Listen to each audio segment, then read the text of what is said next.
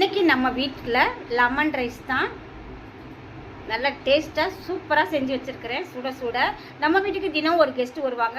அவங்களுக்கு கொஞ்சம் சாப்பாடு எடுத்து ஜன்னல் வழியாக வச்சுட்டா அவங்க வந்து சாப்பிட்டு போயிடுவாங்க. லெமன் ரைஸுக்கு வாழைக்காய் வறுத்து வச்சுருக்கிறேன்.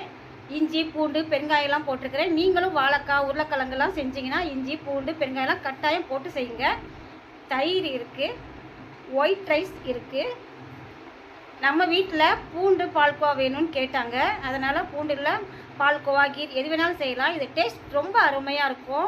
குழந்தைங்கள்லாம் பூண்டு சாப்பிட மாட்டேன்னு சொல்கிறவங்களாம் இந்த மாதிரி செஞ்சு கொடுங்க. இதோட வீடியோ நம்ம சேனலில் இருக்குது, பார்க்கலன்னா போய் பாருங்கள்.